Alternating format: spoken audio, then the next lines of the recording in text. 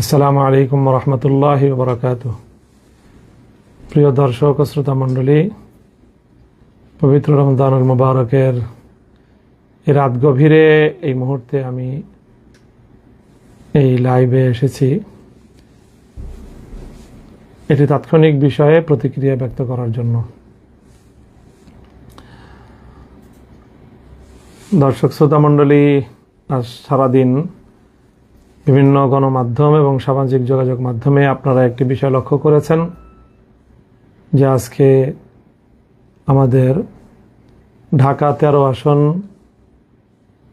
মোহাম্মদপুর আদাবর শেরে বাংলানগর এই আসনে নির্বাচনকে কেন্দ্র করে যে সকল অনভিপ্রেত অনাকাঙ্ক্ষিত ঘটনা সংঘটিত হয়েছে সেটি দেশব্যাপী আলোচিত একটি বিষয়। আমরা সকলেই জানি, বিগত ত্রয়োদশ জাতীয় সংসদ নির্বাচনে যে আসনগুলোতে ব্যাপকভাবে ইলেকশন ইঞ্জিনিয়ারিং হয়েছে এবং জনগণের রায় ছিনতাই করা হয়েছে অত্যন্ত নগ্নভাবে, তার মধ্যে সবচেয়ে আলোচিত আসন হলো ঢাকা 13 আসন। এখানে জনগণের যে ভোট এবং জনগণের যে রায়, সেটাকে সুস্পষ্ট ষড়যন্ত্রের মাধ্যমে ছিনতাই করা হয়েছে এবং সেই ছিনতাই কাণ্ডের সাথে অত্যন্ত দুঃখজনকভাবে বাংলাদেশের দায়িত্বশীল অনেকগুলো মহল এটার সাথে জড়িত।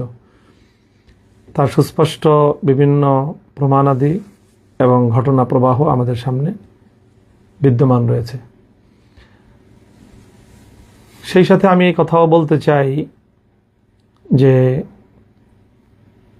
এই নির্বাচনে আমরা আমাদের নির্বাচনকে নিয়ে আমরা আমাদের অভিমত ইতিমধ্যেই একাধিকবার ব্যক্ত করেছি। নির্বাচনটি ছিল দৃশ্যত সারাদিন অনেকটাই শান্তিপূর্ণ, সুশৃঙ্খল এবং মানুষের ব্যাপক আগ্রহ এবং উদ্দীপনা, উৎসাহ, একটি উৎসাহব্যঞ্জক পরিবেশে নির্বাচনটি সম্পন্ন হয়েছে। নির্বাচনটা যতটা সুন্দর, অংশগ্রহণমূলক এবং মানুষের উদ্দীপনার মধ্য দিয়ে আয়োজিত হয়েছে, কিন্তু সন্ধ্যার পর থেকে ফলাফল গণনার ক্ষেত্রে তার রিফ্লেকশন এবং তার যথাযথ বাস্তবায়ন আমরা দেখতে পারিনি। ফলাফল গণনার সময় নানা ধরনের ছলচাতুরির আশ্রয় নেওয়া হয়েছে, প্রতারণা করা হয়েছে এবং এক কথায় বলতে গেলে ইলেকশন ইঞ্জিনিয়ারিংয়ের মাধ্যমে টার্গেটকৃত ব্যক্তিবর্গকে তাদের জয় ছিনিয়ে নিয়ে তাদেরকে পরাজিত দেখানো হয়েছে। এবং তার মধ্যে সবচেয়ে গুরুত্বপূর্ণ যে আসনটিতে এই ইলেকশন ইঞ্জিনিয়ারিংয়ের মাধ্যমে জনগণের নির্বাচিত প্রার্থীর জয়ে ছিনতাই করা হয়েছে, তার মধ্যে ঢাকা 13 আসন হলো অন্যতম এবং সর্বাগ্রে। কিন্তু এখানেও সারাদিন দৃশ্যত নির্বাচনের পরিবেশ ছিল অনেকটাই শান্তিপূর্ণ এবং উৎসবমুখর। বড় ধরনের কোনো সহিংসতার ঘটনা এখানে ঘটেনি। হ্যাঁ, সকাল থেকেই আমাদের 11 দলীয় নির্বাচনের প্রতীক রিকশা মার্কার যেই সকল পোলিং এজেন্ট এবং তাদের যে সকল স্বেচ্ছাসেবক এবং কর্মীবৃন্দ ছিল, তাদেরকে অনেক জায়গায় ভয়ভীতি প্রদর্শন করা হয়েছে, হুমকি ধমকি প্রদান করা হয়েছে। এবং আমরা সকাল থেকেই অব্যাহতভাবে গণমাধ্যমে এই ঘটনার প্রতিবাদ জানিয়ে আসছিলাম।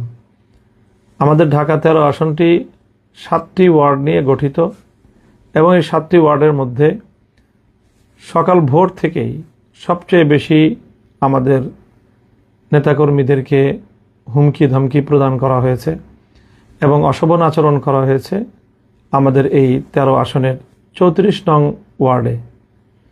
স্থানীয় বিএনপি নেতা রাজেশ খানের নেতৃত্বে এই জাতীয় কার্যকলাপ পরিচালনা করা হয়। আমাদের কেন্দ্রের বাইরে বুথগুলোতে আমাদের যে সকল নেতাকর্মীরা ভোটারদেরকে রিসিপশনের জন্য, তাদেরকে ভোটার স্লিপ প্রদান করার জন্য, ভোটারদেরকে এগিয়ে আনার জন্য যে সকল কার্যক্রম পরিচালিত হচ্ছিল, প্রতিটি সেন্টারে সেন্টারে, প্রতিটি কেন্দ্রে কেন্দ্রে এবং প্রতিটি আমাদের যে বুথ ছিল সবগুলোতে গিয়ে রাজেশ খান এবং তার সন্ত্রাসী বাহিনী ব্যাপকভাবে সন্ত্রাসী কার্যকলাপ পরিচালনা করেছে, হুমকি ধমকি প্রদান করেছে এবং তাদের অনেককে সেখান থেকে চলে যাওয়ার জন্য প্রাণনাশেরও হুমকি পর্যন্ত দিয়েছে এই রাজেশ খান। এই কথাগুলো আজ আমি ইলেকশনের অনেক দিন পরে এসে বলছি তা নয়। আমি 12 তারিখ সকাল 10টার মধ্যেই এই কথাগুলো আমি গণমাধ্যমে বলেছি এবং রাজেশ খানের নাম নিয়েই আমি আমার এই অভিযোগের কথাগুলো সেখানে ব্যক্ত করেছি। তবে সেখানে আমাদের পক্ষ থেকে কোনো প্রতিরোধ অথবা পাল্টা কোনো তাদের উপরে কোনো হামলা অথবা কোনো ভয়ভীতি প্রদর্শনের ঘটনা ঘটেনি। আমাদের নিরীহ লোকজন তাদের ভয়ভীতি যতটুকু উপেক্ষা করে সম্ভব হয়েছে কার্যক্রম পরিচালনা করেছে। তবে দিন গড়ানোর সাথে সাথে সেখানে তাদের শোডাউন এবং কেন্দ্রের সামনে তাদের শক্তি প্রদর্শনের মাত্রা বৃদ্ধি পেতে থাকলে একসময় আইনশৃঙ্খলা রক্ষাকারী বাহিনী সেখানে পদক্ষেপ গ্রহণ করে, বিশেষ করে আর্মি গিয়ে সেখানে সেই বিএনপির এবং ধানের শীষের প্রতীকের যারা কর্মী ছিল এবং সাধারণ মানুষদেরকে যারা ভীতি প্রদর্শন করছিল এবং ভোটের শান্তিপ্রিয় পরিবেশকে যারা বিঘ্ন ঘটাচ্ছিল তাদেরকে বারবার ছত্রভঙ্গ করে দিয়েছে আইনশৃঙ্খলা রক্ষাকারী বাহিনী এবং বিশেষ করে আর্মি। এবং সেখানে তাদেরকে ছত্রভঙ্গ করতে গিয়ে সেখানে আর্মি অ্যাকশনে গিয়েছে, লাঠিপেটা করেছে ব্যাপকভাবে এবং সেই লাঠিপেটায় সারাদিন বিভিন্ন কেন্দ্রে বিএনপির অনেক নেতাকর্মী, ধানের শীষের অনেক নেতাকর্মী তারা আঘাতপ্রাপ্ত হয়েছে। ক্ষেত্র বিশেষে তাদের সাথে সাথে আমাদেরও অল্প কিছু লোক আর্মির সেই প্রহারের শিকার হয়েছে এবং তারাও আহত হয়েছে এবং সেই আহতদেরকে আমি 12 তারিখ রাতেই তাদের শয্যাপাশে গিয়েছি এবং তাদের চিকিৎসার ব্যবস্থা আমি গ্রহণ করেছি। আর্মির এই আক্রমণ এবং তাদের ছত্রভঙ্গ করা, শান্তি শৃঙ্খলা রক্ষার এক পর্যায়ে ওখানে আমাদের লোকজনও যেরকম কিছু আহত হয়েছে আর প্রায় 90% জন বা তার চেয়েও বেশি সেখানে আক্রান্ত হয়েছে ধানের শীষের নেতাকর্মীরা। কারণ তারাই সকাল থেকে ভোট কেন্দ্র দখল করার এবং ভোটের পরিবেশ নষ্ট করার, ভয়ভীতি প্রদর্শন করার এই সকল সন্ত্রাসী কার্যকলাপগুলো পরিচালনা করছিল এবং এতে সবচেয়ে বেশি ভূমিকা ছিল রাজেশ খানের। সেই রাজেশ খানের কর্মী বাহিনীর সাথেই আর্মি তাদেরকে ছত্রভঙ্গ করতে গিয়ে তাদের উপর লাঠিপেটা করে এবং সেই লাঠিপেটায় তাদের মধ্যে অনেকে আহত হয়েছে এবং সেই আহতদের মধ্যে রাজেশ খানের নিকটাত্মীয় একজন হায়দার আলী নামে এক ব্যক্তি ছিলেন। সেটা আমরা আগে জানতে পারিনি, তাদের পরিচয় শনাক্ত করা যায়নি। আজকে ধানের শীষের প্রার্থী হয়তো আগাম তারা অনুভব করেছিল যে হায়দার আলীর তার অবস্থা শোচনীয়, আর্মির লাঠিপেটায় গুরুতর আহত এবং আইসিইউতে সে সম্ভবত ভর্তি ছিল এবং আমরা আশঙ্কা করছি যে তার অবস্থা সংকটাপন্ন এবং তার মৃত্যু নিশ্চিত জেনেই সকালবেলা ধানের শীষের প্রার্থী একটি এখানে সিন ক্রিয়েট করেছে এবং আমাদেরকে বা আমাদের উপর এর দায় চাপানোর জন্য একটি নাটক মঞ্চস্থ করেছে এবং সেই নাটকের মাধ্যমে মূলত তাদের সন্ত্রাসী কার্যকলাপ, রাজেশ খানের এই দখলদারি, সন্ত্রাস এবং ভোট কেন্দ্র দখল করার তাদের এই প্রবণতা এবং তার প্রেক্ষিতে সেনাবাহিনীর পদক্ষেপের বিষয়কে আড়াল করার জন্য শাক দিয়ে মাছ ঢাকার একটি প্রবণতা হিসেবে হঠাৎ করে আজ ইলেকশনের এতদিন পরে এসে এই জাতীয় ঘটনার দায় রিক্সা মার্কার নেতাকর্মীদের উপর চাপানোর চেষ্টা করা হয়েছে। আমি মনে করি এটি একটি দূরভিসন্ধি এবং ষড়যন্ত্রমূলক ঘটনা। কিছুক্ষণ পূর্বে আমরা দেখেছি সামাজিক যোগাযোগ মাধ্যমে রাজেশ খানের এবং তার সহকর্মীদের মাধ্যমে তারা যেই সংবাদ প্রচার করেছে, সেখানে ওই হায়দার আলীর নিহত হওয়ার সংবাদ প্রচারিত হয়েছে। এবং আবারও তারা ওই শাক দিয়ে মাছ ঢাকার মতো মিথ্যাচার করে আর্মির হামলায় আহত হয়ে এবং শেষে নিহত ব্যক্তির এই ঘটনাকে তাদের সন্ত্রাসী কার্যকলাপ, রাজেশ খান তার নিজের অপরাধকে ঢাকা দেওয়ার জন্য সে আমাদের উপর এর দায় চাপানোর অপচেষ্টা চালিয়েছে। আমরা এই অপচেষ্টার তীব্র নিন্দা জানাই এবং সেখানে স্বাভাবিকভাবেই সিসিটিভির ফুটেজ থাকার কথা প্রতিটি কেন্দ্রকে সামনে রেখে সেখানে কি ঘটনা ঘটেছিল, সেনাবাহিনী কেন তাদের উপর হামলা চালিয়েছিল। আমাদের কাছে একাধিক প্রত্যক্ষদর্শীর বরাতে এই সংবাদ এসেছে যে সেই দিন রাজেশ খান এবং হায়দার আলী তারা আর্মিকে চ্যালেঞ্জ করেছিল এবং আর্মিকে তারা সেখান থেকে হুমকি ধমকি দিয়ে আর্মির সাথেও অসদাচরণ করার প্রেক্ষিতে আর্মি তাদের উপরে চড়াও হয় এবং তারা আর্মির দ্বারা লাঠিপেটার শিকার হয় এবং সেই ঘটনারই প্রেক্ষিতে এই মর্মান্তিক বিয়োগান্তক ঘটনাটি ঘটে যায়। কোনো মানুষের প্রাণহানি এটি অবশ্যই আমাদের সকলের কাছে অত্যন্ত মর্মান্তিক একটি বিষয়, দুঃখজনক একটি বিষয়।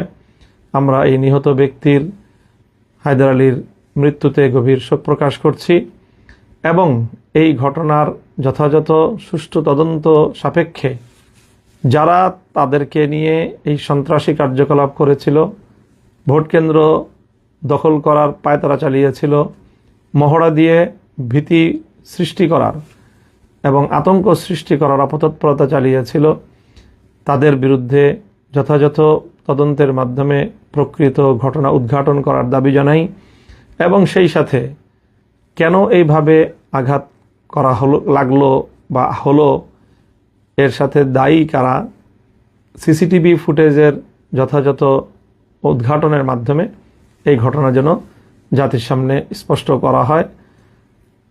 এখানে একদিকে আমরা তাদের বিরুদ্ধে ইতিমধ্যে ইলেকশন ইঞ্জিনিয়ারিংয়ের অসংখ্য তথ্য প্রমাণ আমাদের কাছে বিদ্যমান থাকার প্রেক্ষিতে বিষয়টি নিয়ে আমরা যেমনিভাবে নির্বাচন কমিশনের কাছে আমাদের অভিযোগ দায়ের করেছি, সে একই সাথে আমরা এই বিষয়গুলো নিয়ে আমাদের আইনানুগ যাবতীয় পদক্ষেপ গ্রহণ করার আমরা পর্যায়ক্রমিক পদক্ষেপের মধ্যে রয়েছি, প্রক্রিয়ার মধ্যে রয়েছি।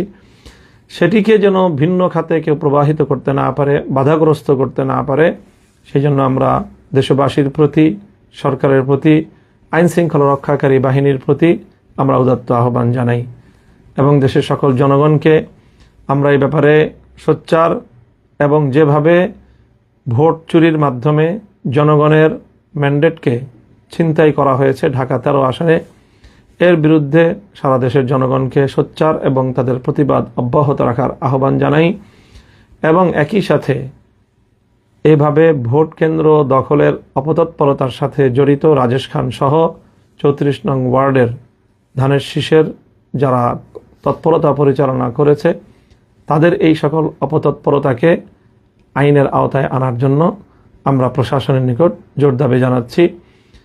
আমরা চাই যেভাবেই হোক, যে প্রক্রিয়ার মাধ্যমেই হোক, একটি সরকার প্রতিষ্ঠিত হয়েছে, দেশ দীর্ঘ সংগ্রামের মধ্য দিয়ে একটি নির্বাচন পরবর্তী বাংলাদেশে একটি নতুন সরকার ক্ষমতাসীন হয়েছে।